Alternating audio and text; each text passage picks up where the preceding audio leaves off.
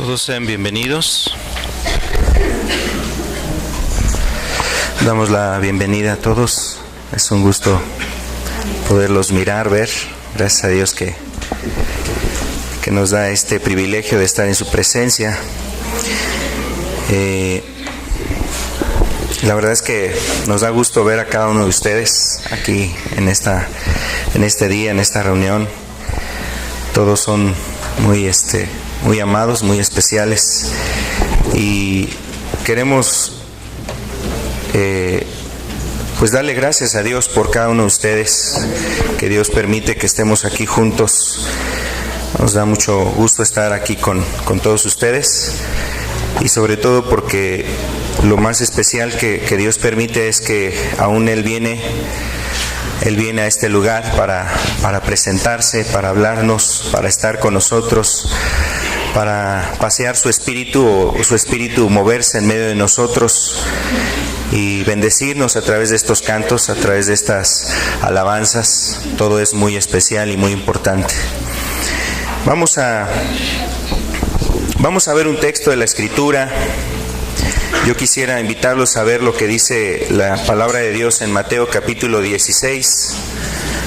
Vamos a ver el capítulo 16 de Mateo, el verso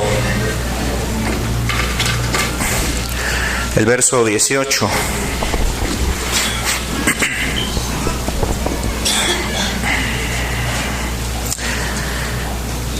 Y yo también te digo que tú eres Pedro, y sobre esta roca edificaré mi iglesia, y las puertas del Hades no prevalecerán contra ella. Y yo también te digo que tú eres Pedro, y sobre esta roca edificaré mi iglesia, y las puertas del Hades no prevalecerán contra ella. Los invito a que hagamos una oración. Vamos a inclinar nuestro rostro, a ponernos en las manos de Dios para poder entender su palabra. Gracias, Señor. Gracias, Padre bendito, por tu presencia. Gracias, Santo Espíritu, por tu ayuda, Señor. Gracias porque estás entre nosotros. Hoy, Padre, queremos ponernos en tus manos, Señor. Queremos encomendarnos a ti, Señor, porque estamos necesitados de tu voz, de tu palabra de vida, Señor. Y hoy pedimos que esto sea lo que se ha hablado, anunciado, Señor, la palabra de vida. Sé tú, Señor, el que le des vida a las palabras. Hoy en el nombre de Jesús, Señor, pedimos que tú nos hables y nos ayudes para poder entender tu palabra. En el nombre de Cristo, Señor. Amén. Amén. Vuelvo a leer el texto. Este texto es un texto muy importante. Es un texto muy importante que estaba hablando el Señor Jesús. Y Él dice estas palabras: yo también te digo que tú eres Pedro, y sobre esta roca edificaré mi iglesia, y las puertas del Hades no prevalecerán contra ella.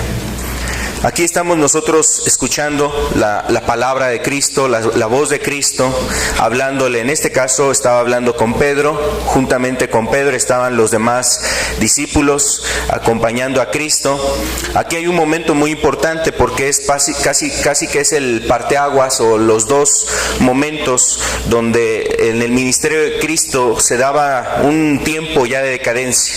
Lo anterior a este pasaje era un tiempo donde había habido una popularidad en el ministerio de Cristo.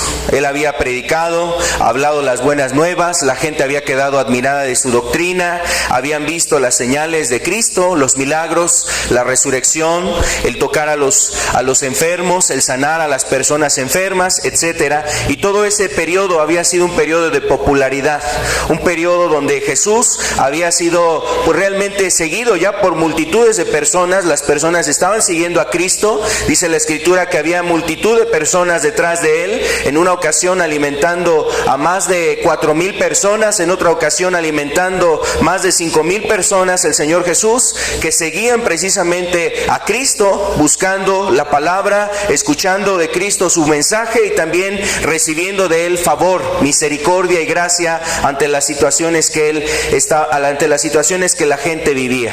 Entonces, este periodo es muy importante porque porque de aquí en adelante empieza un momento de dificultad, no solamente en el ministerio de Cristo, realmente de ahí en adelante hasta nuestros días ha habido mucha dificultad en el reino de los cielos, y por eso Jesús decía que desde el tiempo de Juan el Bautista hasta nuestros días el reino de los cielos sufre violencia, y solamente las personas valientes lo arrebatan, solamente los violentos lo arrebatan.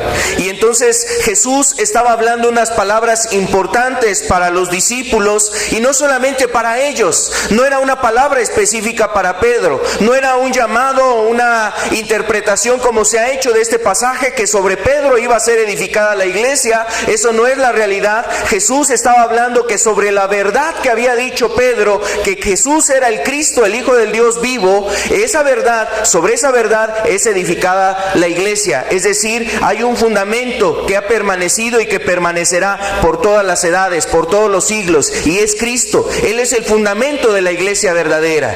Entonces eso es lo que Jesús estaba hablando con Pedro, y diciéndole que sobre esa verdad sería edificada la iglesia, y las puertas del Hades no prevalecerán contra ella. Es un mensaje importante que el Señor Jesús estaba hablando a los discípulos, hablándoles precisamente para que estuvieran listos, para que también tuvieran confianza, para que tuvieran la actitud de buscar ese reino y de buscar la gracia de Dios en sus vidas, para que las puertas del Hades no prevalecieran contra esa iglesia que estaba por nacer, que estaba por surgir, por esa iglesia que estaba por ser comprada, lavada con la sangre del Señor Jesucristo.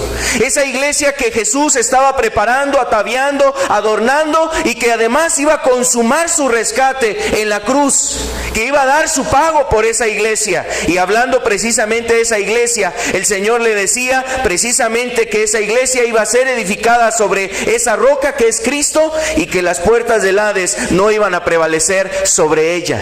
Aquí hay tres cosas muy importantes en este pasaje que nosotros pudiéramos resaltar. ¿Y sabes por qué es importante lo que vamos a estar estudiando?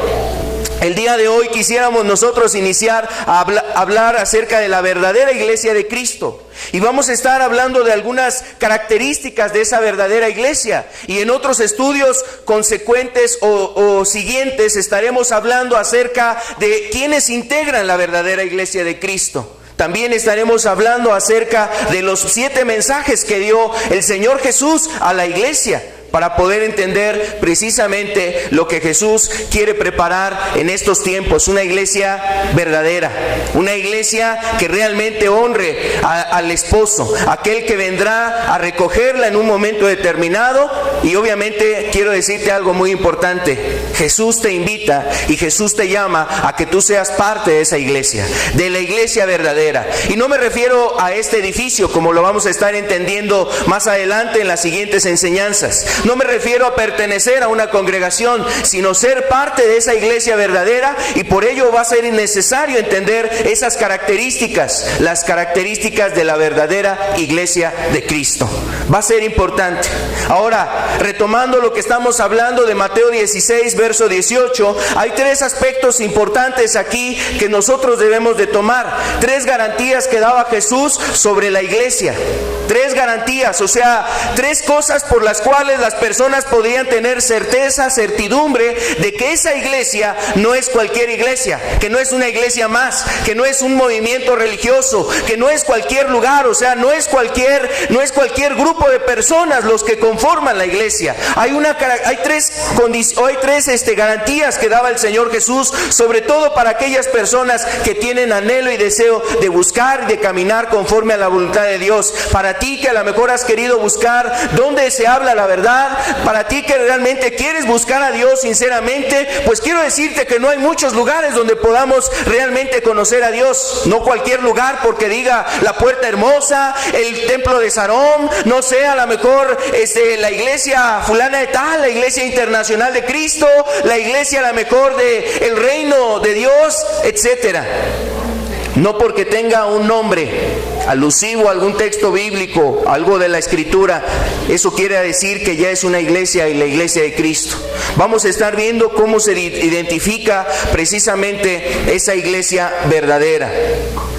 Estas tres garantías que da el Señor en este versículo son muy importantes. La primera garantía que da el Señor Jesús es que esta iglesia iba a estar fundamentada sobre un fundamento que permanece, un fundamento permanente, algo que no claudica, algo que no perece, algo que no va a ser movido. Y ese fundamento es Cristo. Ese fundamento es Cristo, es el Señor Jesús. Vamos a ver Primera de Pedro capítulo 2, verso 6.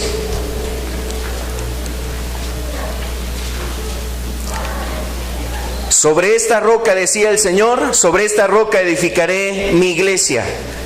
Aquí en Primera de Pedro capítulo 2, verso 6 nos dice la Escritura: por lo cual también contiene la Escritura: he aquí, pongo en Sión la principal piedra del ángulo, escogida, preciosa, y el que creyere en él no será avergonzado. ¿Sabes? Esta palabra resume realmente a Jesús. Este texto resume la vida de Cristo. Dice que en Sión, es decir, en el pueblo de Dios, en la ciudad donde mora Dios. Podemos entenderlo también aquel lugar donde está sentada la casa de Dios. En ese lugar iba a ponerse una piedra angular, es decir, una principal piedra, la piedra principal sobre la cual se iba a edificar todo lo demás. Y esa piedra se refiere a Cristo. Dice, es escogida, es preciosa, y el que creyere en él no será avergonzado. El fundamento de la iglesia, mira, no está en un hombre, no está en un pastor, no está en una persona que muere, que se enferma, que tiene errores, que tiene a lo mejor alguna situación que puede desviarse. El fundamento precisamente de la iglesia está fundamentada sobre una persona que no tiene error, que inclusive era un hombre perfecto, que era un ser perfecto, y ese es Jesús. Sobre él está fundada la iglesia verdadera, y él es precisamente en el cual nosotros debemos poner nuestra mirada. A él precisamente nos invita la Escritura a poner nuestra confianza en el hombre, no en el hombre, más bien en Cristo. Poner nuestra mirada en el Señor Jesucristo, poner nuestra mirada en él, que es precisamente aquel ser que no tiene defecto. Dice la Escritura que precisamente se presentó como una ofrenda, como un sacrificio, y todo él era perfecto en su caminar. Inclusive las mismas personas quisieron buscarle algún defecto, algún mal, lo tentaban, lo ponían en prueba, lo ponían ahí en circunstancias para encontrar un error en su vida. Pero mira, la gente se retiraba de él admirado de sus respuestas, siempre teniendo una respuesta adecuada, siempre dejando a las personas con el mensaje verdadero, siempre haciéndole ver las intenciones a los hombres, siempre la verdad, mostrándoles la verdad, y nunca haciendo alusión o llevándolos a la mentira. Y entonces vemos en Cristo que Él es escogido, Él es esa preciosa piedra que ha sido puesta para que sobre ella sea edificada la iglesia de Cristo. Sobre Él es edificada la iglesia de Cristo. No está edificada ni siquiera en un gran mensajero de parte de Dios. Mensajeros que ha habido anteriormente, que han predicado la palabra de Dios y que han llevado a cabo grandes obras y grandes ministerios, que a través de su vida se han levantado avivamientos, que a través de sus predicaciones ha habido un grande mover espiritual. Ni siquiera a través de esos hombres es que está fundada la Escritura, la iglesia. Sobre ellos no está fundada, está fundada sobre Jesús, sobre Cristo, el Hijo de Dios. Y a Él precisamente es al que nosotros nos invita la Escritura a seguir. Este fundamento es permanente, es decir, no va a pasar, no va a caer, no se va a quitar, no va a ser cambiado, no va a ser sustituido. No va a haber quien lo sustituya, es algo ya fijo y es algo permanente. Tú recordarás, el Señor Jesús hizo en una ocasión una alusión sobre un hombre que construía su casa sobre la roca. Y dice que aquel hombre que construyó su casa sobre la roca, aunque vinieron los ríos, aunque vinieron los vientos, aunque dieron con golpe o con ímpetu las lluvias sobre esa casa, no cayó, porque estaba fundada sobre la roca. Y así es la iglesia de Cristo. La iglesia que está puesta en Cristo, esa iglesia no va a caer. Y sabes, eso es realmente una razón por la cual hasta nuestros días sigue habiendo un pueblo de Dios, un pueblo de Cristo, el pueblo de Jesús, aquel que le ama, aquel que le sirve. Y hay, donde quiera que la gente invoca el nombre de Dios y vive conforme a su palabra, la verdad es que ahí hay un pueblo que Dios ha estado reservando para su gloria. Un pueblo que permanece fundado también sobre esa roca, la cual es Cristo. Ahora también esto nos invita precisamente, este fundamento, a que tú pongas tu confianza, tú pongas tu esperanza en este sentido en Cristo. Pongas tu confianza en Jesús. Tu corazón debe de estar anclado a Jesús. Tu vida debe de estar colocada en Cristo. Y esto es a lo que nos invita precisamente este fundamento. El que Jesús es el fundamento de la iglesia. Tú debes de tener la garantía que si tú estás sobre la roca, aun cuando vengan esos ríos, aun cuando vengan esos vientos, tu vida, la iglesia, tu familia, tu casa no caerá porque está sobre la roca.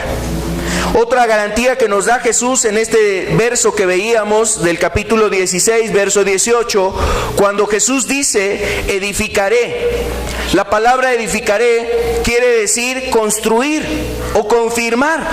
Construir, o sea, la palabra construir nos implica que lleva más, pero confirmar quiere decir también como cuidar el hecho de que sea firmada esa casa.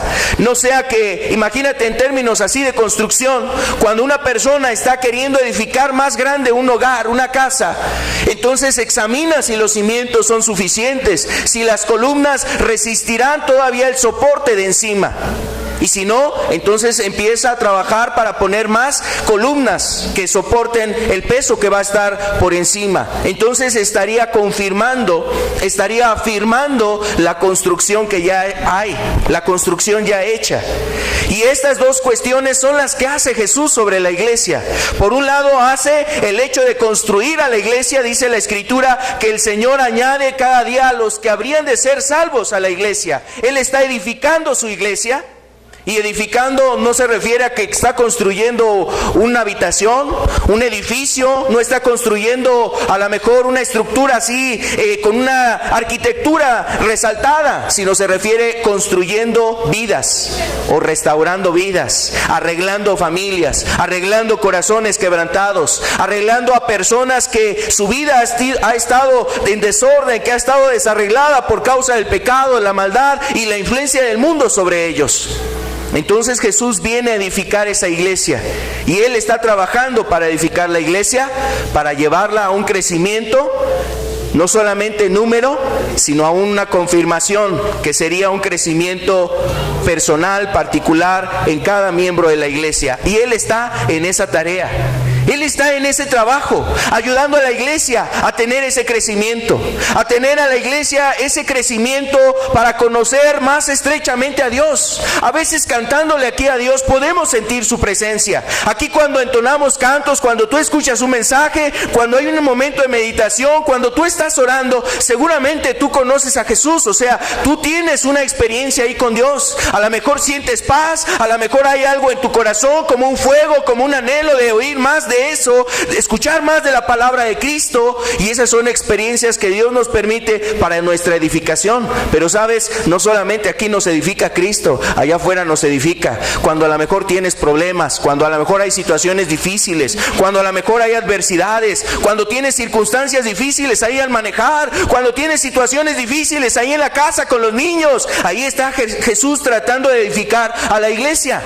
En los problemas, en las aflicciones, en las enfermedades, en la tentación, también ayudándole para poder librar la tentación. Y Cristo está trabajando para edificar a su iglesia. Estas cosas, ¿sabes qué nos están haciendo referencia? El cuidado que tiene Jesús sobre su iglesia. El cuidado que tiene Cristo sobre la iglesia. Por eso Jesús nos da estas garantías. Ahorita vamos a ver la otra, pero con estas precisamente Jesús nos invita a ser parte de esa iglesia, a formar parte de la iglesia de Cristo. Una iglesia que está preparándose para recibir al Cordero, para recibir al esposo, porque está escuchando esa iglesia que ya viene Cristo pronto, que Cristo ya está por regresar. Y entonces, conforme ve que Cristo ya se acerca, más se afirma, más crece en la fe, más crece en el amor, más crece precisamente en el amor a la palabra de Dios. Y está construyendo Cristo y edificando Cristo a esa iglesia para prepararla, hacerla firme. Jesús está haciendo firme a la iglesia, está llevándola a esforzarse, está animándola aún a pesar de que hay tribulación y angustia. Viene la palabra de Cristo para infundir ese vigor que requiere la iglesia, que requiere su cuerpo. Vamos a ver un texto de Colosenses capítulo 2 verso 7. Nos dice aquí la escritura: arraigados y sobreedificados en Él y confirmados en la fe, así como habéis sido enseñados, abundando en acciones de gracias. Aquí el apóstol está hablando a la iglesia de Colosa, a los colosenses, y les está diciendo que ellos estaban siendo arraigados y sobreedificados en Él, o sea, en Cristo, en su palabra, en su testimonio, en la obra que Él hizo, su sacrificio, en el amor que ha declarado a los que han sido redimidos. Y Él sigue edificando su iglesia hasta este tiempo. El hecho de que Jesús estuvo entre nosotros hace 2000 años no quiere decir que Cristo ha dejado abandonada a su iglesia. A veces pareciera que algunos de nosotros pudiéramos sentir así, solos, caminando solos en este mundo, pero realmente no es así. Jesús sigue ocupado en su iglesia para edificarla, para cuidarla, para guiarla, para confirmarla, para animarla, para darle ese vigor, y eso lo sigue haciendo Jesús. Arraigados y sobreedificados en Él, confirmados en la fe, y eso es lo que Jesús cada día hace a través de nosotros. Cuando tú estás ahí en una comunión, cuando tú oras a Dios con un corazón sincero, ahí está Jesús hablando a tu vida, infundiendo paz, infundiendo tranquilidad, infundiéndote un texto de la Escritura, hablándote de una parte de la Biblia para que tú medites sobre ella y lo apliques en tu vida. Ahí está Jesús trabajando con su iglesia. Y otra de las garantías que da Jesús dentro de este pasaje es la defensa de la iglesia. Es decir, no solamente el hecho de que tiene un fundamento muy importante, que es Cristo. No solamente que Jesús está encargado de edificar su propia iglesia, sino que también está dispuesta a defender su iglesia. Y eso es lo hermoso, porque nos dice la Escritura: y las puertas del Hades no prevalecerán contra ella. Lo habíamos leído aquí en Mateo 16, verso 18. Las puertas del Hades no prevalecerán contra ella. Se refiere precisamente, las puertas del infierno no van a prevalecer contra ella. Jesús defiende a su iglesia. Dios tiene celo por su pueblo. Así como obró milagrosamente para defender al pueblo que estaba sacando de la tierra de Egipto, y aun cuando doblegó la cerviz de Faraón, y este Faraón se ensoberbeció todavía cuando el pueblo ya estaba delante del Mar Rojo y quiso destruirlos, y vino el celo de Dios a salvar a su pueblo y a redimirlo. Mira, aún así se levante nuevamente Faraón para tratar de destruir tu vida. Aún así, como decía el salmista, aún así un ejército acampe alrededor de mí, aún así haya millares de personas alrededor que busquen tu mal y tu destrucción, Jesús le promete a la iglesia, y si tú eres parte de la iglesia, dice: no va a prevalecer contra ella, no prevalecerá contra ella. Quiero decirte que el diablo, desde aquel entonces, desde hace más de 2000 años, ha estado trabajando para destruir a la iglesia, esta iglesia que Jesús estaba comprando, esta iglesia que Jesús venía a levantar. Y entonces ha venido a buscar distintas formas para oponerse a la iglesia o para destruir a la iglesia. ¿Sabes? Oponiéndose a las verdades del Evangelio es una de las formas en que quiere destruir a la iglesia. Cuando ves a personas que se oponen a la verdad del Evangelio, En esta sociedad es más fácil organizar una pachanga, una fiesta, un baile, cerrar ahí una calle con una carpa para hacer un festín, que organizar a lo mejor públicamente una jornada de evangelismo, una actividad de evangelismo. Es más fácil eso. Es más fácil preparar ahí el ambiente en el mundo, en el pecado y todo eso, y hay una oposición a las verdades. Es más fácil, mira, que la gente se suba al metro a predicar, a venderte ahí discos y a venderte una gran cantidad de cosas. Es más fácil eso que predicar la palabra. Si tú predicas la palabra de Dios en el metro, habrá quien inconforme, habrá quien se moleste, habrá quien diga algo, habrá una autoridad que quiera llamar la atención. Es más fácil hacer eso. Y el diablo ha buscado formas precisamente para resistir y atacar a la iglesia. Una de ellas es oponiéndose a las verdades del evangelio. Otra más es que a través de buscar la corrupción o la degradación de las verdades del evangelio, tratar de corromper las verdades del evangelio.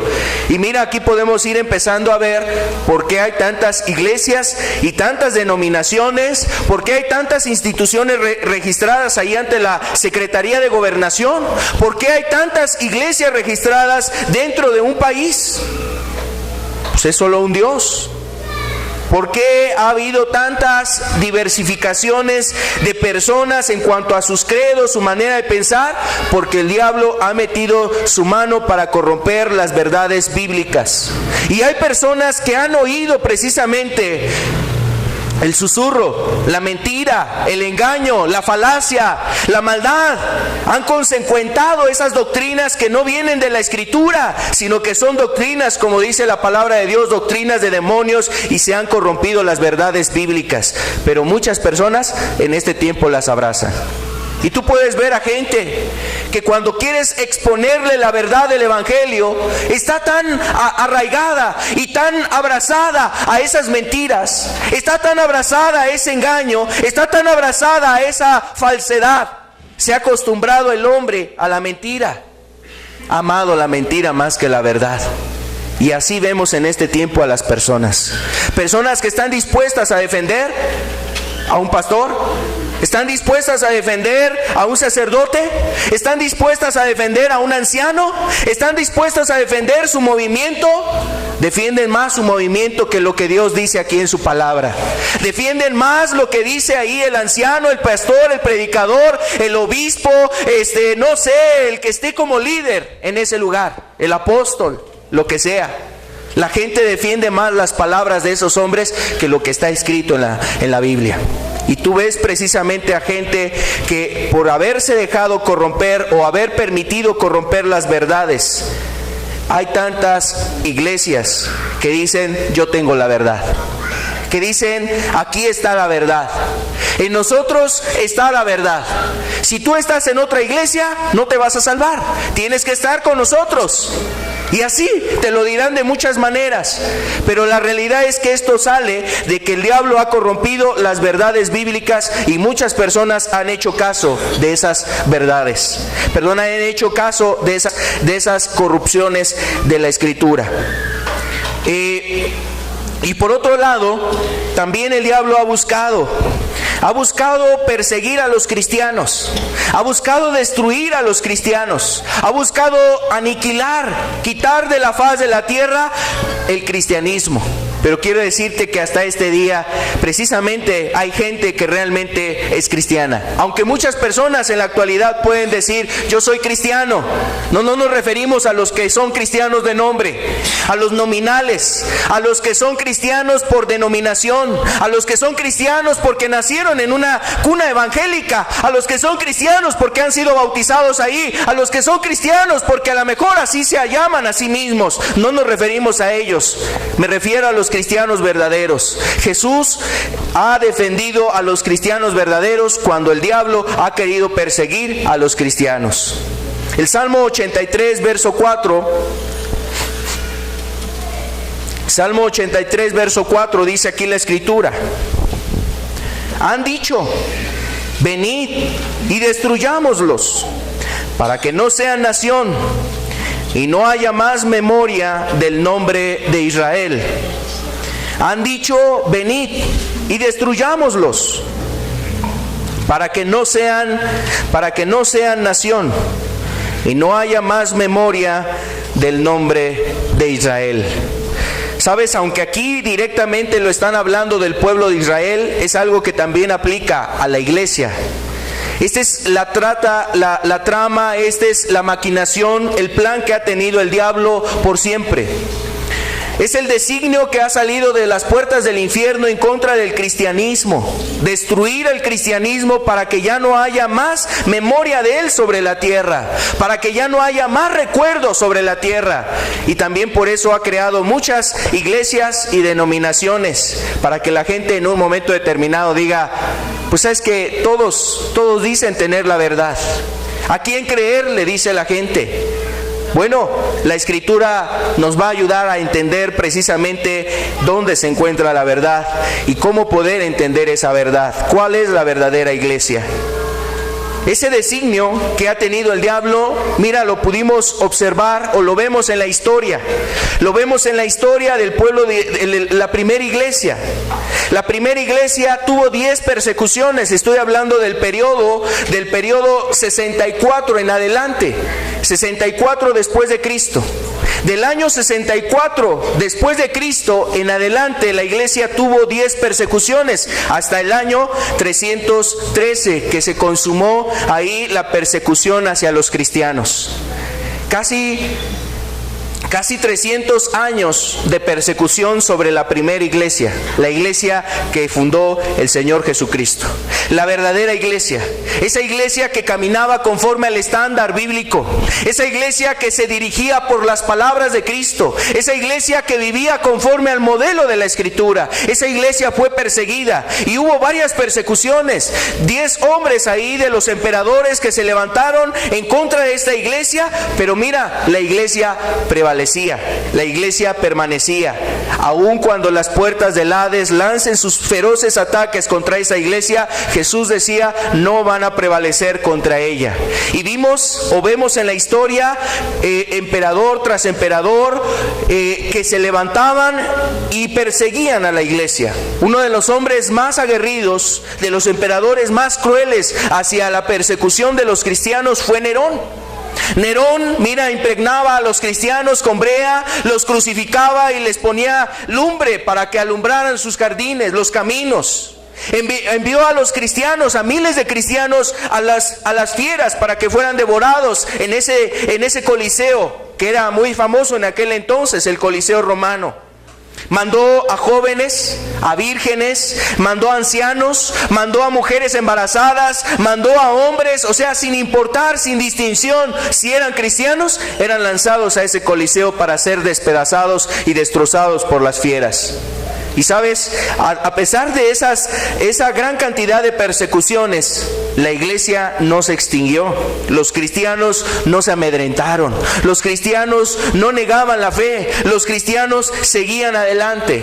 Hubo un hombre, un padre, considerado un padre de la iglesia, un hombre llamado Tertuliano. Él vivió entre el año 160 al 220 de Cristo, después de Cristo. Y él escribe una referencia sobre esta situación diciendo las siguientes palabras. Él decía, somos de ayer y sin embargo llenamos vuestro imperio, le decía a los romanos. Somos de ayer, o sea, no tiene mucho tiempo. Y nosotros hemos llenado vuestro imperio, vuestras ciudades, vuestros pueblos, vuestras islas, vuestras tribus, vuestros campamentos, castillos, palacios, asambleas e inclusive el mismo Senado. Se refiere al Senado que había en Roma.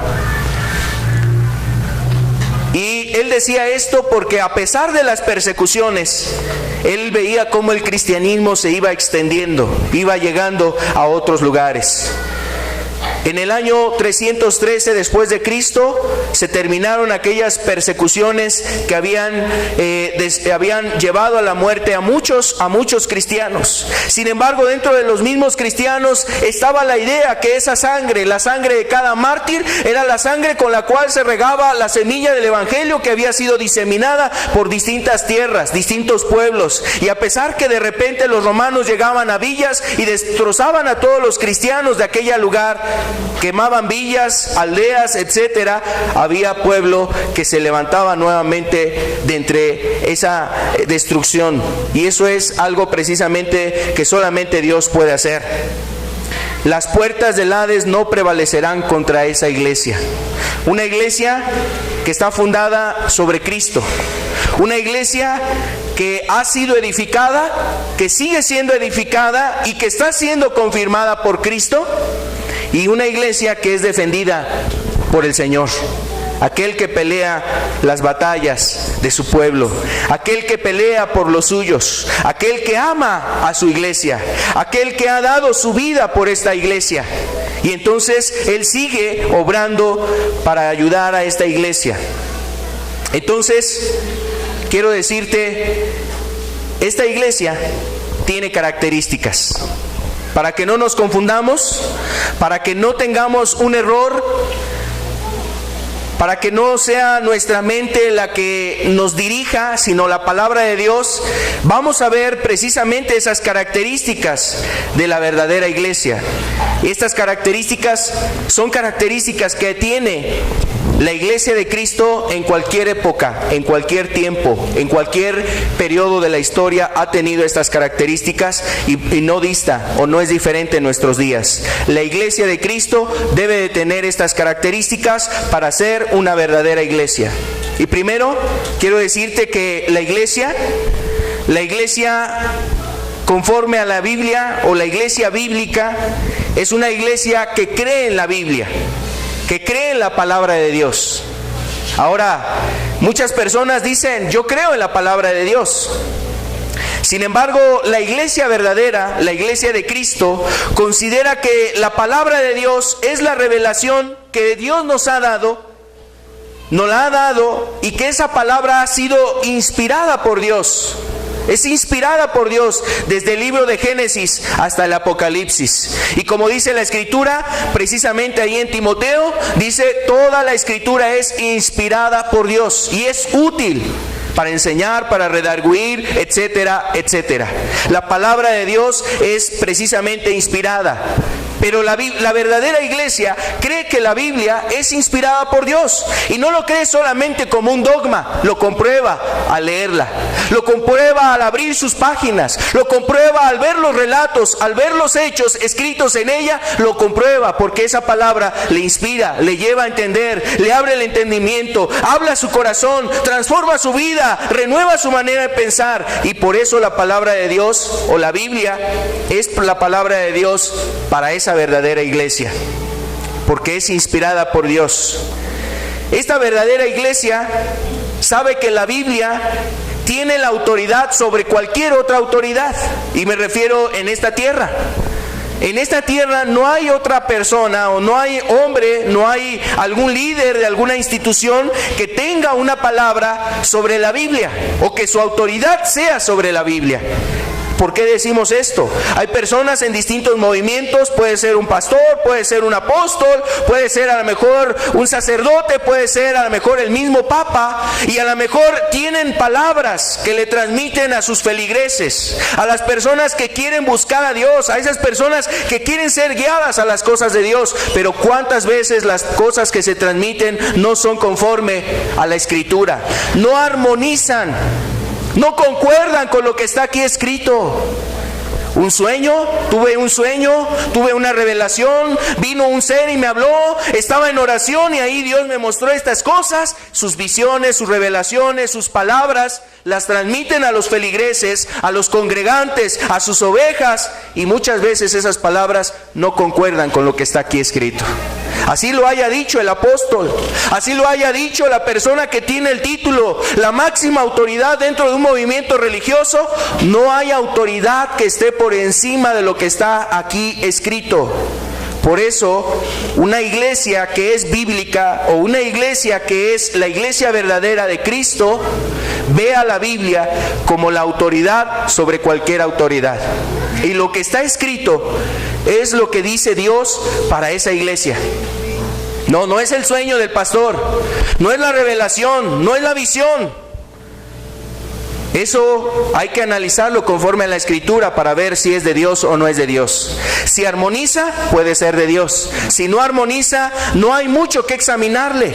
No hay mucho que discutir y debatir. Si no armoniza con la Escritura, así te lo haya dicho aquel hombre que haya vivido en esa iglesia y que la fundó y que vive en esa iglesia y lleva 50 años de ministerio y lleva 60 años de ministerio y lleva a lo mejor desde su juventud sirviendo a las cosas de Dios, predicando la palabra, se ha graduado en el Instituto Bíblico allá de Texas, se ha graduado a lo mejor, no sé, en un seminario, haya estudiado lo que haya estudiado. Si no armonizan sus palabras con lo que está aquí escrito, no es de Dios. No es de Dios, no está la autoridad de esa persona sobre la autoridad que posee la Escritura. Y Jesús ha sido bueno y ha sido muy hermoso el hecho de que nos haya dejado su palabra, para que nosotros podamos entender que todo lo que está aquí escrito está inspirado por Dios.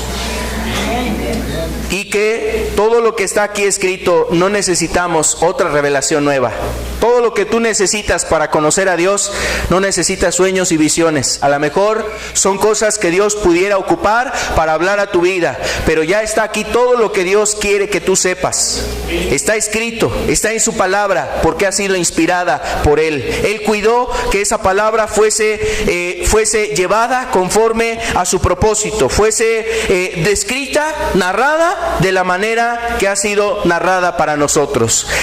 Gálatas capítulo 1, el verso 8, dice aquí la Escritura: mas si aún nosotros o un ángel del cielo os anunciare otro evangelio diferente del que os hemos anunciado, sea anatema. Vuelvo a leerlo: mas si aún nosotros o un ángel del cielo os anunciare otro evangelio diferente del que os hemos anunciado, sea anatema. Aquí está hablando el Espíritu Santo a través del apóstol Pablo, y nos está diciendo precisamente que debemos de ser cuidadosos. Cuando venga algún otro mensaje que no esté conforme a la Escritura, no es un mensaje de Dios, y ese mensaje trae una maldición. Ese mensaje trae un poder engañoso. Ese mensaje trae una distorsión que seguramente ha sido infundada, influenciada por un espíritu que no es el Espíritu de Dios, sino por otro espíritu. Y nos habla de que hay una maldición. La palabra anatema se refiere a maldito. Si nosotros o un ángel del cielo os anunciare otro evangelio diferente del que os hemos anunciado, sea anatema, sea maldita esa persona. Y obviamente el mensaje que trae. No hay persona, no hay ser creado que nos debe de guiar o nos guíe algo diferente o distinto a lo que Dios nos ha dejado en su palabra. Otra característica más de esta verdadera iglesia es que la iglesia de Cristo obedece la Biblia. Obedece la Biblia. Una cosa es creer y otra cosa, o en este sentido a veces las personas dicen, muchos consideran que creen en Dios, que creen en la Biblia y dicen sí, la Biblia es palabra de Dios, está inspirada por Dios. Pero la realidad es que esa fe, como nos la describe Santiago, es una fe muerta, porque es una fe sin obras. Dice Santiago, los demonios también creen y tiemblan, pero no obedecen a Dios. Los demonios no obedecen a Dios. Ellos también creen en el infierno.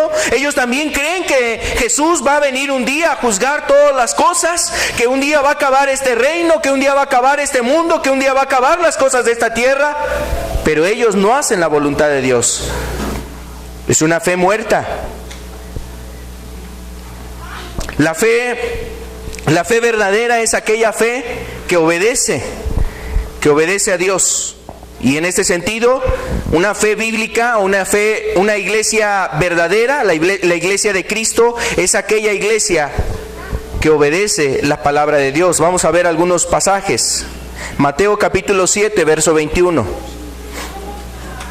Mateo 7, 21 nos dice la Escritura: no todo el que me dice Señor, Señor, entrará en el reino de los cielos, sino el que hace la voluntad de mi Padre que está en los cielos. Así es que no porque se llame la iglesia Ebenezer, no porque se llame aquel lugar la puerta hermosa, no porque se llame ese lugar la casa de Dios, ya está la voluntad de Dios ahí. Dice, no todo el que me dice Señor, Señor. Y hay muchos lugares, ¿no? Donde tú y yo estamos en este tiempo aquí también estudiando la palabra de Dios, también en otros lugares están estudiando la palabra de Dios. Al rato se van a reunir otra vez, estarán levantando sus manos y ahí precisamente nos dice el Señor, no todo el que me dice Señor, Señor, entrará en el reino de los cielos, sino el que hace la voluntad de mi Padre que está en los cielos. La verdadera iglesia obedece la Biblia, obedece lo que dice la palabra de Dios, obedece las Escrituras. Vamos a ver otro texto aquí en Juan capítulo 15, verso 14.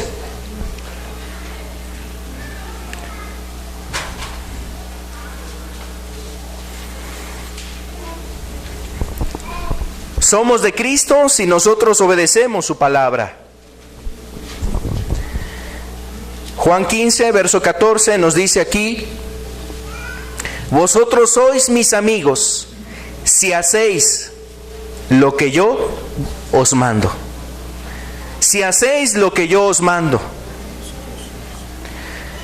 Y la obediencia precisamente es una manifestación del amor a Dios.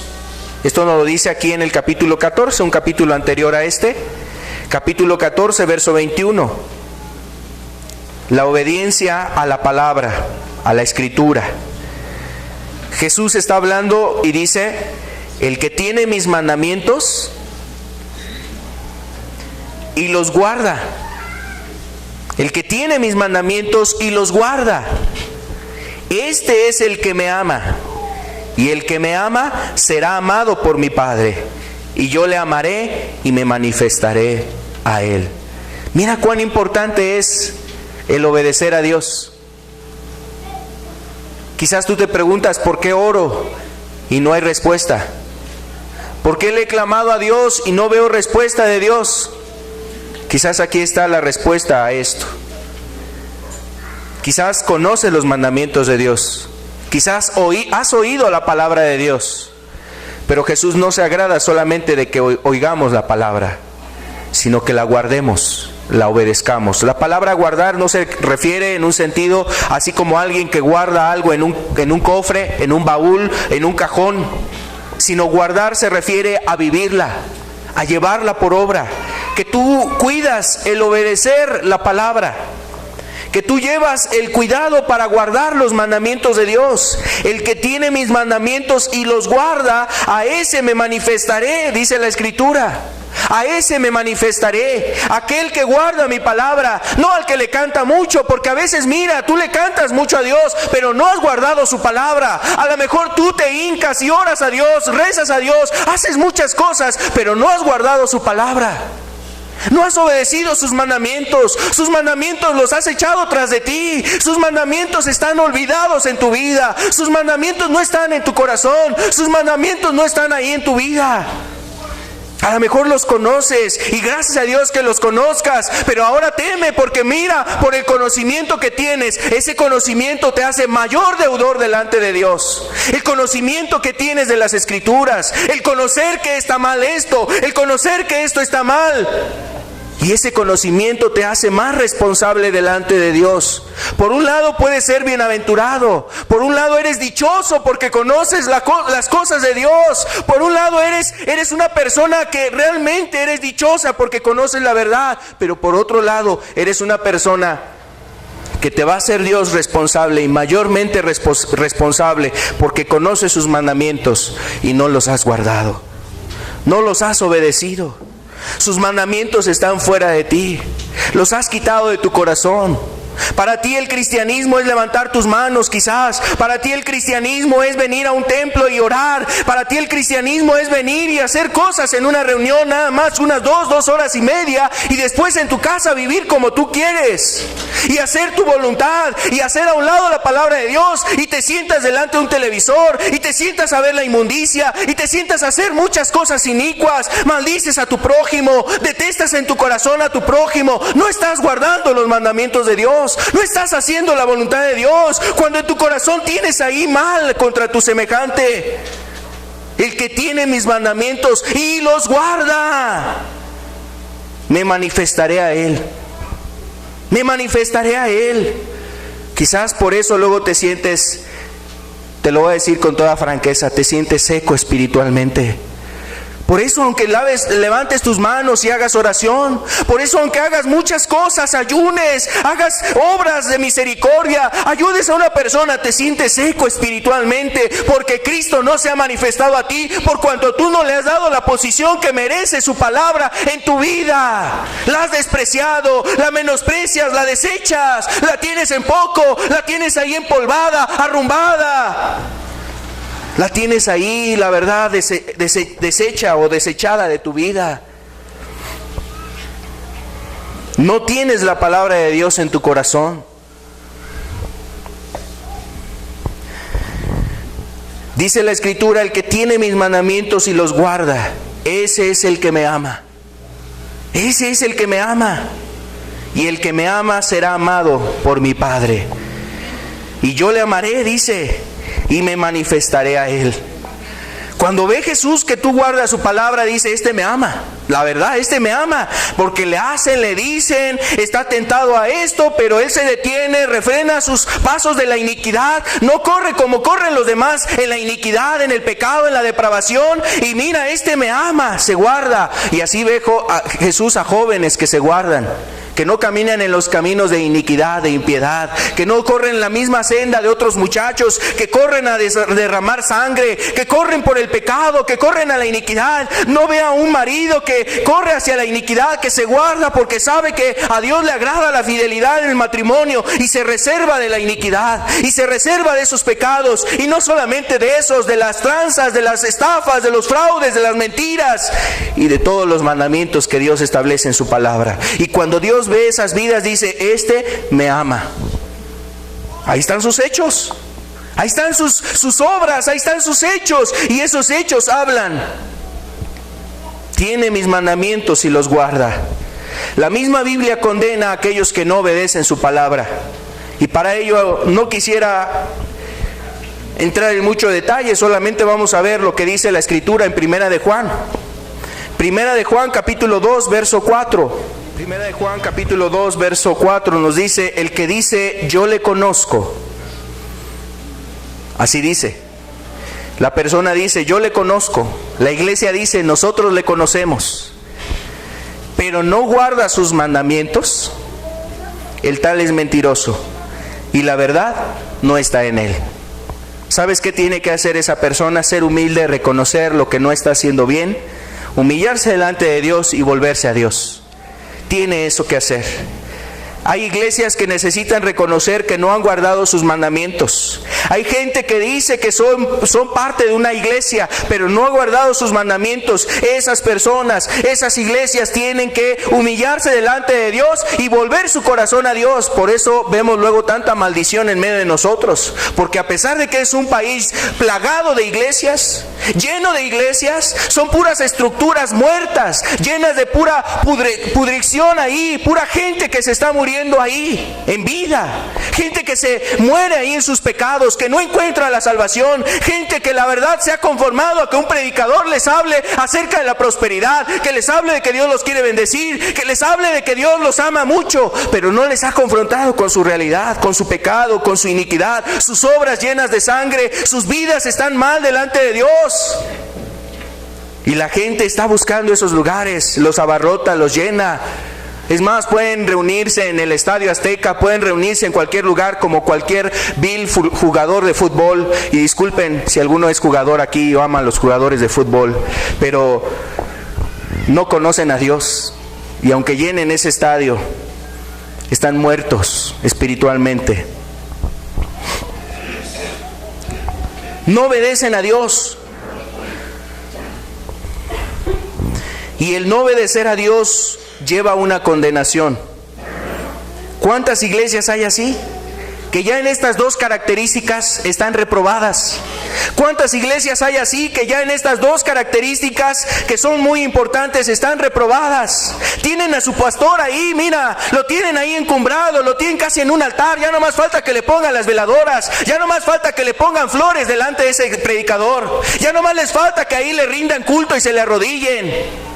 A ese grado de vileza ha llegado la gente a alabar y adorar a los predicadores y pastores y servirles allí como si fueran superhombres, como si fueran seres super espirituales. Gente que no obedece la palabra de Dios y hace más lo que le dice el pastor, el sacerdote, le dice el obispo, le dice el predicador, el apóstol, le dice el reverendo, lo que le diga a una persona que es líder en una iglesia. Una iglesia bíblica, una iglesia verdadera, la iglesia de Cristo, también predica la palabra, pero no predica cualquier cosa, predica el evangelio como Jesús lo predicó. En Marcos capítulo 1, el verso 15 y 16, ahí vemos el fundamento del evangelio, que habla de dos aspectos: el arrepentimiento y el creer. Es el verso 14 y verso 15, perdón. Después de que Juan fue encarcelado, Jesús vino a Galilea predicando el evangelio del reino y diciendo: el tiempo se ha cumplido y el reino de Dios se ha acercado. Arrepentíos y creed en el evangelio. El tiempo se ha cumplido y el reino de Dios se ha acercado. Arrepentíos y creed en el evangelio. Es un evangelio que consta precisamente de un llamado a que la persona deje de practicar el pecado, de que vea la obra de Cristo redentora, su sacrificio, su amor, y que no sea la obra de Cristo envilecida, que no sea la obra de Cristo menospreciada diciendo: acepta a Cristo, ándale por favor, está muy triste porque no vienes a buscarlo, no vienes a su presencia, no vienes al templo, no llegas a la presencia de Dios. Mira, Cristo no necesita de ninguno de nosotros. No necesita de ninguno de nosotros. Tú eres el que necesitas a Jesús. Y la verdad lo necesitas mucho. Ya tienes que quitar de tu mente ese engaño, esas ideas que dices dentro de ti: yo puedo solo, yo sé cómo resolver las cosas. Y nada más bastaría que echaras un vistazo con toda franqueza y con toda humildad. Échale un vistazo a tu vida. ¿Cómo está tu matrimonio? ¿Cómo está tu familia? ¿Cómo están tus hijos? ¿Cómo está tu propio corazón? ¿Cómo está tu propia alma? Necesitada, seca, vacía, en soledad. Tú eres el que necesitas a Jesús. Y ese evangelio, el evangelio de Cristo, llama a las personas a un arrepentimiento verdadero, a un arrepentimiento de corazón, a un arrepentimiento genuino, no de labios, no en apariencias, no para llenarle el ojo al hombre, sino delante de Dios con toda sinceridad, diciéndole: cierto, Señor, he sido una persona muy terrible, he sido un hombre muy vil, he sido el peor de los pecadores, me arrepiento, Señor, mira, discúlpame, perdóname, Señor, cuántos años he vivido en el pecado, cuántos años he vivido haciendo lo malo, y tú le entregas tu vida a Dios. Eso es lo que espera Dios, para que el sacrificio de Cristo no sea pues cualquier cosa, como: ven a buscar a Jesús, ven y acéptalo porque está triste. No, el sacrificio de Cristo es muy grande, es muy precioso, es muy hermoso y es algo muy santo, para que la persona lo esté malbaratando, vendiendo así como si fuese algún producto. Ese es el evangelio, y la iglesia de Cristo, la verdadera iglesia de Cristo, predica el evangelio. No les dice: pobrecitos hermanos, todos estamos igual y pues Dios tiene misericordia de nosotros. Acordémonos, hermanos, que Dios es amor y que Dios ama al pecador, etcétera, etcétera. Y la gente no sale de ese estado espiritual y no encuentra una vida de santidad, no encuentra una salvación en su vida. El evangelio debe de ser anunciado completamente. Jesús le ordenó a sus discípulos que enseñaran a guardar todas las cosas que Él les había mandado. Vamos a ver este pasaje de Mateo capítulo 28, el verso 19 y verso 20. Mateo 28, versos 19 y 20, Jesús le está encomendando a los discípulos a que fueran a predicar esa palabra, a que hablaran el evangelio, que transmitieran el mensaje. Pero mira algo muy especial que nos dice aquí: por tanto, id y hacer discípulos a todas las naciones, bautizándolos en el nombre del Padre, del Hijo y del Espíritu Santo, enseñándoles, el verso 20, enseñándoles que guarden algunas cosas. ¿Dice así? Algunas cosas. No dice así. Todas las cosas que os he mandado. Todo lo que Jesús ha mandado, todo lo que está escrito en la palabra, todo lo que Él ha establecido en sus mandamientos, que guarden todas las cosas. Y aquí yo estoy con vosotros todos los días hasta el fin del mundo. Hay iglesias que predican algunas cosas de la Biblia, no todas las cosas. Predican solamente lo más popular, lo que más les gusta a las personas, lo que más le agrada al oyente. Dios te va a bendecir. Si quieres una casa, pídesela a Dios, Él te la va a dar. ¿Quieres un carro? Él te lo va a dar. Nada más órale a Dios, pídele, mira, trae tus diezmos y tus ofrendas y Él te va a dar todas esas cosas. Aquí le pides, levantas tus manos, cantas, te haces miembro de aquí, y mira, vas a ver cómo Dios te va a dar todas las cosas. La gente quiere oír ese tipo de cosas. Así como los jóvenes ahora no quieren compromisos en una relación, así hay muchas almas que no quieren un compromiso con Dios. Los jóvenes no quieren compromisos con los padres. Los jóvenes, vemos a jóvenes que no quieren compromisos en las escuelas. Quieren una escuela fácil, ¿no? Que termine la escuela a lo mejor en un año, sin muchas tareas, sin asistir pues pocas veces, ahí pues cuando tenga ganas, cuando esté aburrido. Y así quieren muchas cosas algunos jóvenes. Y quieren también algunas situaciones con los padres en la casa y en el trabajo. También quieren cosas así, ¿no? Donde no haya mucha exigencia, donde el horario pueda ser a lo mejor de 9 a 3 de la tarde, donde puedan salir a ciertas horas. No quieren compromiso. Quiero decirte que eso también la gente lo tiene ahora con la iglesia. Me refiero con Dios. La gente así ve a las cosas de Dios como si Dios estuviera ofertándonos ahí algo para que quisiera cautivarnos. Y no hay una decisión, no hay un corazón dispuesto a tener un compromiso con Dios. Hay lugares donde se comparten solamente mensajes que agradan a los oyentes. Se hablan de fragmentos aislados de la Biblia. Es más, de un solo versículo te pueden hacer toda una doctrina, como el acepta a Cristo, que a lo mejor tocan 2 o 3 versículos de la Biblia y ya dicen que eso es una doctrina de salvación. El aceptar a Cristo no es una doctrina de salvación. No es un mensaje de evangelismo, el acepta a Cristo. No hay un fundamento en la Escritura que sustente el aceptar a Cristo. Jesús no predicó, acéptenme, recíbanme en su corazón. Donde quiera que lees la Escritura no ves ese llamado de Cristo. Jesús les llamaba a que se arrepintieran. Y hay más textos que hablan acerca del arrepentimiento que el creer. En el evangelio, en los evangelios particularmente, cuando Jesús hablaba del evangelio, no invitaba a las personas solamente a creer, les invitaba a que se arrepintieran. Hay pastores que predican sermones, mensajes solamente de un texto y de ese hacen una doctrina de salvación y lo toman como una grande revelación. Hacen a un lado la parte de la Escritura, llevando obviamente errores que no concuerdan conforme al evangelio. Vamos a ver Hechos capítulo 8, verso 4. Hechos 8, 4. La iglesia bíblica predica el verdadero evangelio. La iglesia de Cristo habla la palabra de Dios. Y aquí vemos un caso. Hechos 8, verso 4 nos dice: pero los que fueron esparcidos iban por todas partes anunciando el evangelio. Iban por todas partes anunciando el evangelio. Y no era parte del evangelio, anunciaban todo el evangelio. Otra característica más: la iglesia verdadera de Cristo se preocupa por el bienestar espiritual de cada miembro. Vamos a ver Juan capítulo 13, el verso 35. Juan 13, verso 35. Dice, en esto conocerán todos que sois mis discípulos, si tuviereis amor los unos contra los otros. En esto conocerán todos que sois mis discípulos, si tuviereis amor los unos contra los otros.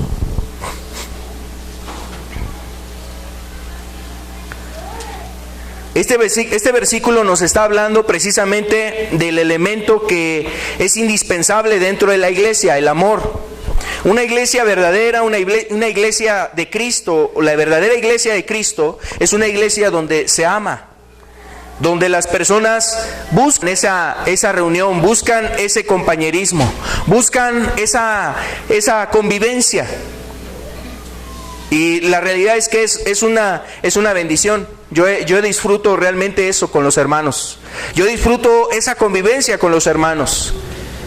Y quiero decirte que esto es algo real. A veces en algunos lugares o algunas iglesias, más que ser algo acogedor, más que ser algo que realmente inspire a amar y a buscar las cosas de Dios, inspira a huir, a rechazar. Porque hay murmuraciones, porque hay críticas, porque ahí se come uno a otro, porque ahí el uno barre al otro, porque el uno hace diferencia entre uno y otro, porque se piden y no se pagan, porque hacen estafas, porque roban, porque se mienten, porque terminan hasta en adulterio, porque terminan ahí codiciando a la mujer de su prójimo.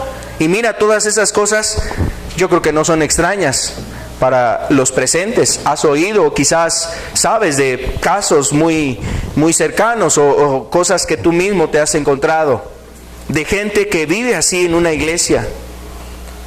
La iglesia verdadera de Cristo no debe de vivir así, y no vive así la iglesia de Cristo. La iglesia de Cristo vive amándose, sirviéndose, ayudándose, procurándose el bien el uno a los otros. Efesios capítulo 4, el verso 32 nos dice: antes sed benignos unos con otros, misericordiosos, perdonándoos unos a otros, como Dios también os perdonó a vosotros en Cristo. Son estatutos, son mandamientos que los miembros de la iglesia de Cristo conocen, saben y los llevan a la práctica. La benignidad tiene que ser, se refiere a pensar lo bueno de tu prójimo. ¿Por qué no me saludó? A lo mejor le caigo mal. ¿Por qué no me saludó? A lo mejor algo trae contra mí. Seguramente por eso también el otro día pasó y no me saludó de esta forma. No es eso. La persona lleva a pensar bien de los demás. Piensa lo bueno. Tiene misericordia el uno para con el otro. Se perdonan aun si hubiese una falta, si hubiera una situación ahí que les agraviaron, que hubo un descuido, hubo a lo mejor una situación que incomodó, que inquietó, que generó a lo mejor molestia. No estoy hablando de groserías, no estoy hablando de maldiciones, no estoy hablando de ese tipo de cosas. Situaciones que se pueden dar en una relación como personas, pues somos diferentes, pero se arreglan esas cosas. Se arreglan, se pasan, no generan rencores ahí, no generan divisiones, no generan distanciamientos. Esas situaciones no generan evadir o esconderse o huir de tales personas. Y sabes, eso no se ve luego, eso no se observa. Eso, la verdad, luego ahí es un campo de batalla. Están peleando ahí por el ministerio de la alabanza. No, y es que el hermano, si toca re mal, yo no sé por qué el pastor lo pone ahí a tocar. Y la gente empieza ahí con envidias, con murmuraciones, con críticas, con cuestiones aberrantes. Imagínate en la iglesia, en lo que es nombrado la casa de Dios. Se estiman los miembros de la verdadera iglesia de Cristo, se estiman porque son miembros los unos de los otros, son parte de un mismo cuerpo. Se aman los unos a los otros, son benignos, se pueden exhortar los unos a los otros en amor, se animan, se ayudan, se amonestan, oran unos por otros, llevan las cargas unos por otros, no critican ni se murmuran o murmuran cosas, no hay chismes ni mentiras. Y eso, mira, fue lo que cautivó al Imperio Romano. El ambiente que vivían los cristianos. Lo que vivían esos cristianos le llenaba de atracción a los que estaban con un vacío en su corazón, a los que no tenían realmente a Dios, que querían buscar el placer y la satisfacción espiritual en las cosas del mundo, en los deleites temporales. pero fueron cautivados porque veían a cristianos que se amaban, que se respetaban, que se animaban, que se ayudaban, que se visitaban, que se amonestaban, que llevaban las cargas unos a otros, que no había murmuraciones ni mentiras, que no se deseaban el mal el uno al otro. Y a veces esas cosas están muy ausentes en distintos lugares. Iglesias que se pelean por un ministerio, iglesias que tienen resentimientos y amarguras. ¿Yo por qué? Yo siempre he apoyado, yo siempre he hecho esto, yo siempre he trabajado en estas cosas, yo he hecho estas cosas, y se llenan sus corazones de resentimientos. Así no vive la iglesia de Cristo. Así no es como debe de vivir la iglesia verdadera de Cristo. Otra característica más. La iglesia verdadera de Cristo exige la santidad de sus miembros. Exige la santidad de sus miembros. Dios es santo, eso es algo que entiende cualquier persona. O sea, y sabemos que todos hemos oído algo de esto. O sea, cualquier persona hemos escuchado algo de esto, que Dios es santo. Hemos oído esta situación, que Dios es santo. Y obviamente como Él es santo, Él exige la santidad en su pueblo. Él exige la santidad en esa iglesia. Vamos a ver lo que dice Primera de Pedro, capítulo 1, verso 16. Primera de Pedro, capítulo 1, verso 16. Porque escrito está: sed santos, porque yo soy santo. Sed santos, porque yo soy santo. Este es el llamado que hacía Dios al pueblo de Israel, el llamado a la santidad al pueblo de Israel. Y aquí el apóstol Pedro lo retoma para ahora aplicarlo a la iglesia y decirle: acuérdense, está escrito ahí en los profetas, ahí en la escritura, desde la antigüedad está esta ordenanza: debemos de ser santos porque Él es santo. Debemos de ser santos porque Él es santo. Y algunas personas se fabrican la santidad como que le van a tener que salir alas, o como que le van a tener que salir una aureola ahí en la cabeza para decir: ya soy santo. La santidad está relacionada a apartado del pecado. Apartado del pecado. Y eso es lo que exige Dios, que el hombre viva lejos del pecado. Hay iglesias que han abrazado el pecado. Hay iglesias que toleran el pecado en sus congregantes. Ahí andan en la fornicación los jóvenes, pero esos sí andan tocando la alabanza. Ahí andan ahí en cuestiones de maldad en sus iglesias y en sus congregaciones, pero al hermano lo ponen a servir, lo ponen a hacer cosas y lo ponen a trabajar dentro de la iglesia cuando hay pecados evidentes, palpables, claros, que son comprobables. Y ese tipo de cosas no habla de santidad. Y hay iglesias que han avalado eso. La fornicación, que han avalado ahí el adulterio, que han avalado ahí cuestiones que tienen que ver precisamente con robos.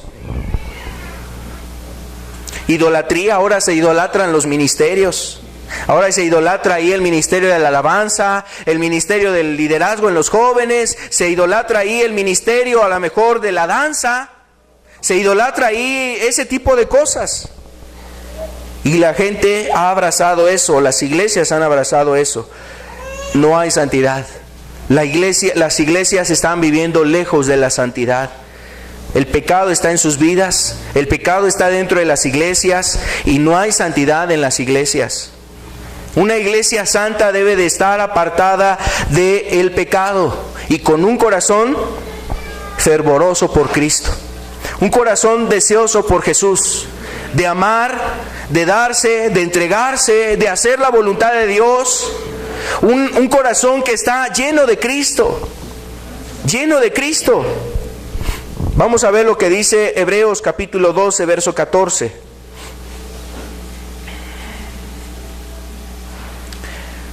Seguid la paz con todos y la santidad. Seguid la paz con todos. Hebreos 12, verso 14.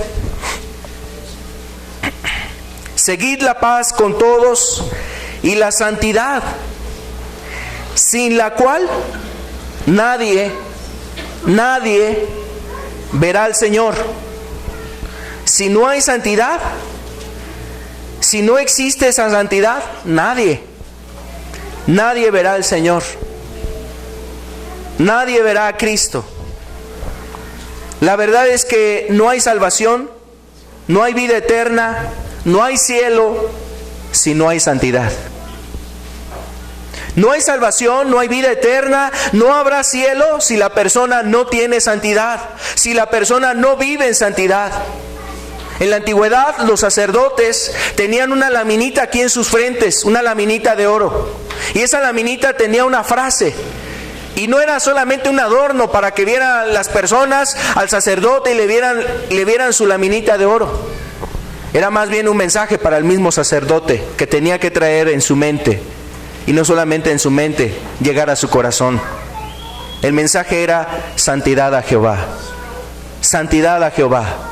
Esa era la escritura que tenían en esa laminita, y es algo que el cristiano tiene, y es algo que la iglesia de Cristo tiene, el tener presente la santidad a Dios, el vivir en santidad, guardándose de la tentación, apartándose de este mundo lleno de perversidad. Y eso es lo que tiene una persona cuando realmente quiere agradar a Dios y vivir para Dios. Mira, escapa del pecado.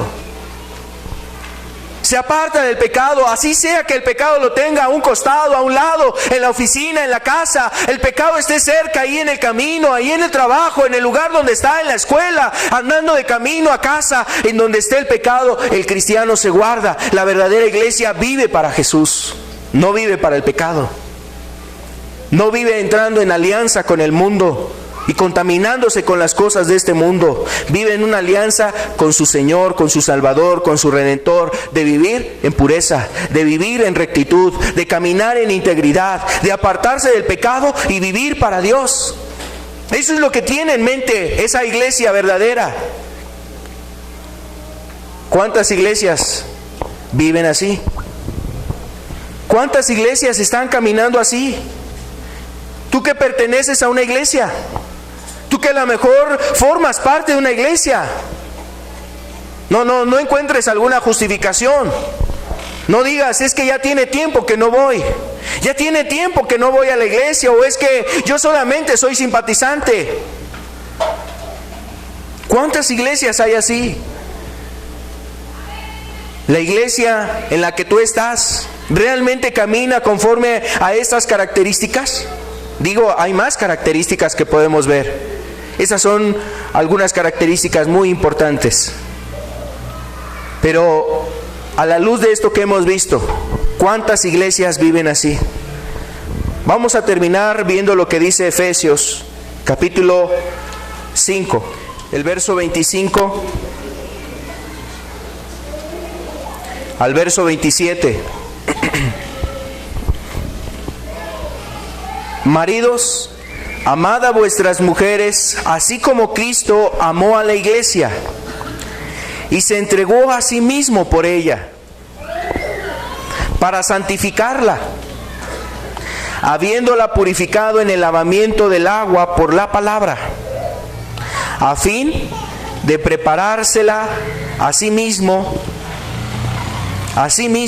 una iglesia gloriosa, que no tuviese mancha ni arruga, ni cosa semejante, sino que fuese santa y sin mancha, a fin de preparársela a sí mismo, una iglesia gloriosa, que no tuviese mancha ni arruga, ni cosa semejante, sino que fuese santa y sin mancha.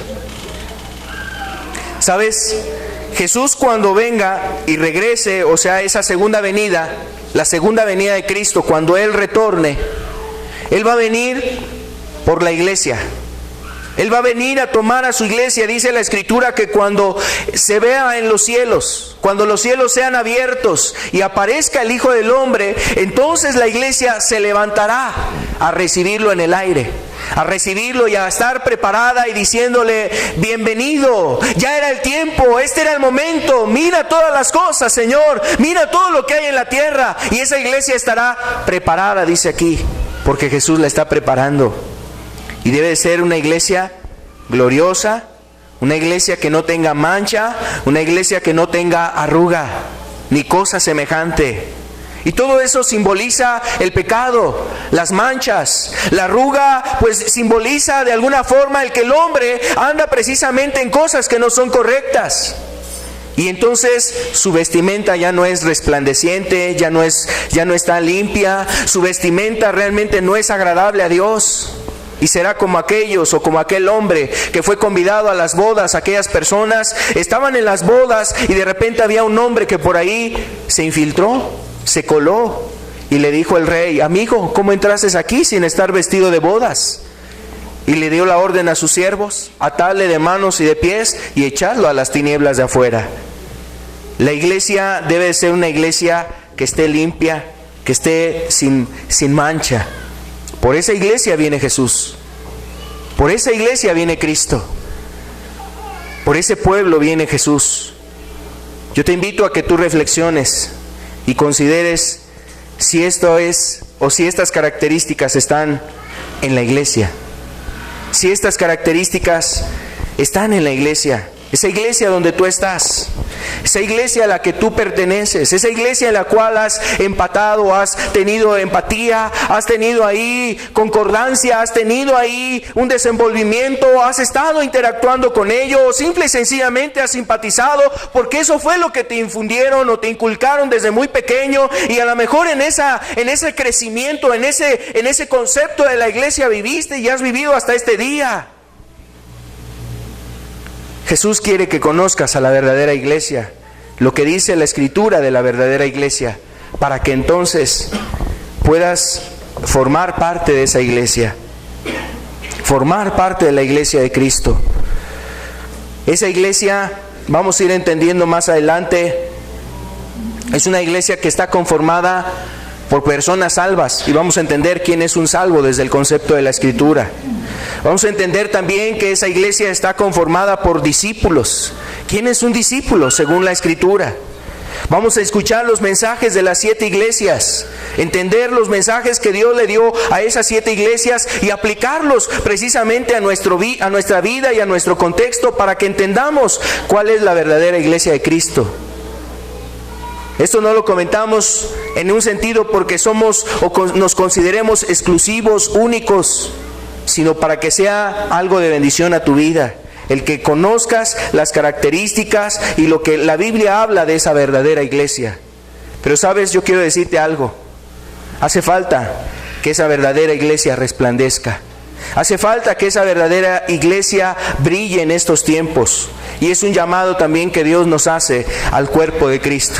Es un llamado que Dios nos hace a los hermanos a tener esas cualidades, a buscar esas cualidades de la verdadera iglesia de Cristo, para caminar conforme a su propósito, para andar a la luz de la palabra, para caminar como un mismo sentir, para vivir conforme al Evangelio, para darle la gloria al Creador, para alabar a aquel que nos ha lavado y limpiado de nuestros pecados, para servirle con todo nuestro corazón.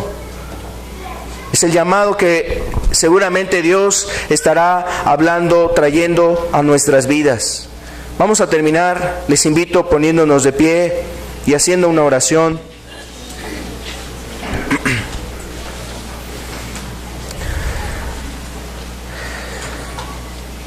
La verdadera iglesia de Cristo, que ha resistido, que ha sido edificada, que ha sido fundada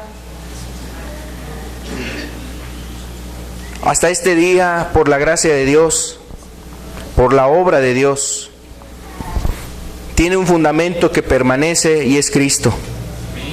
Está siendo edificada, sigue siendo edificada y confirmada, y la confirma Cristo en este tiempo. Y es defendida por Cristo también. Aun cuando el diablo se levanta y ataca a la iglesia, a los miembros de la iglesia, cuando quiere destruir la doctrina, la palabra, la sana doctrina, cuando quiere oponerse a las verdades del Evangelio, aun cuando quiere buscar la opresión sobre los cristianos, la iglesia de Cristo ha permanecido. Y las puertas del Hades no prevalecerán contra ella. No prevalecerán contra ella. Esta iglesia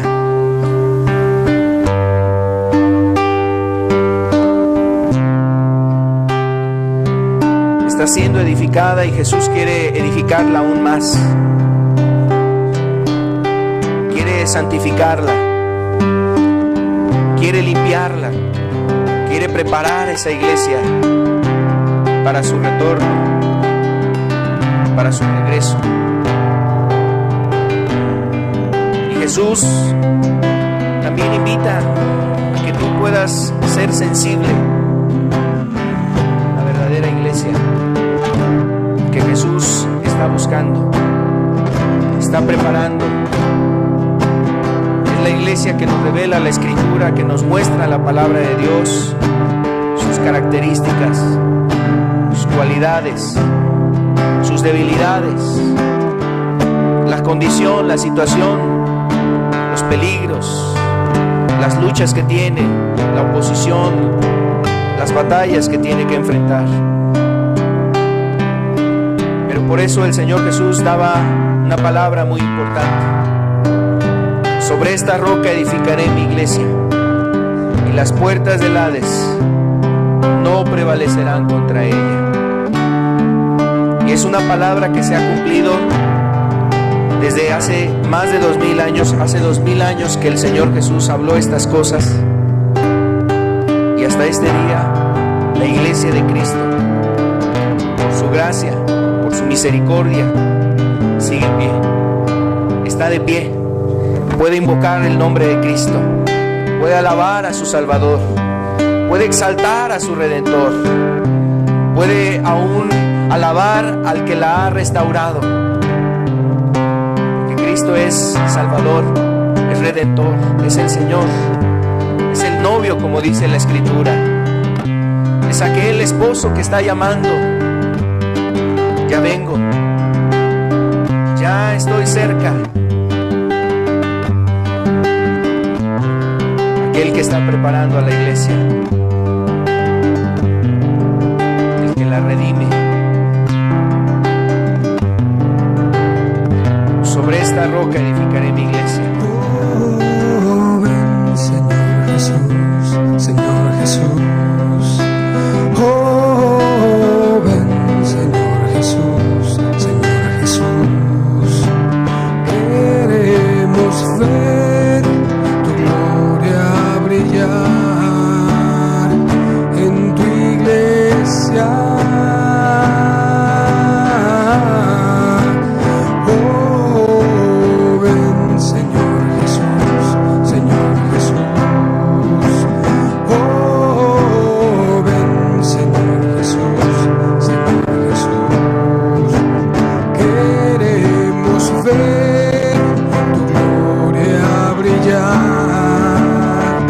En tu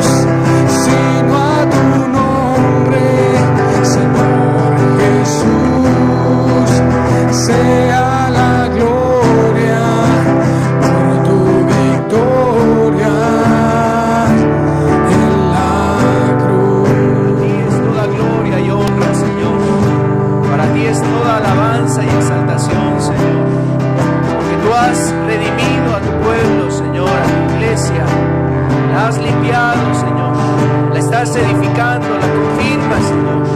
La guardas, Señor. Velas por ella, Señor. Gracias, Jesús. Gracias, Señor, por tu iglesia, Señor. Gracias por tu pueblo, Señor. Gracias por cada alma que has salvado y has perdonado sus pecados, Señor. Gracias por cada una de las personas que hoy atraes a este lugar para que escuchen de tu evangelio y de tu palabra, Señor. Padre, que puedan ser entendidos y puedan recibir, Señor, el llamado que de parte tuya hay, Señor, a sus corazones para ser parte de esa iglesia verdadera, Señor. La verdadera iglesia de Cristo, Señor. Ayúdanos, Señor. Ayúdanos en estos tiempos, Padre. Te pedimos que nos estés dando de tu gracia y de tu ayuda, tu palabra, Señor, en estas reuniones que vamos a estar estudiando estos temas. Que sea tu Espíritu Santo, Señor, hablándonos, Señor, ayudando a los hermanos, Padre, ayudando a la iglesia, aún a un servidor, a mí mismo, Señor, hablándome, Señor, y hablando a cada una de las personas que atraigas a este lugar, Señor. Estamos en tus manos y necesitados de ti estamos, Señor. Queremos oír de tu verdad, Señor, en el nombre de Jesús, Padre, en el nombre de Cristo, Señor. Gracias, Señor. Bendito eres, Jesús. Bendito es tu nombre, Dios. Aleluya, Señor. Gracias, Dios. Pues los invitamos, están cordialmente invitados todos para que puedan estar escuchando estas enseñanzas.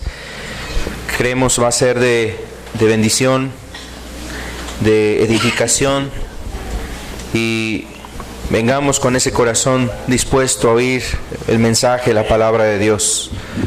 Estamos para servirles. Dios les bendiga. Que tengan buena tarde.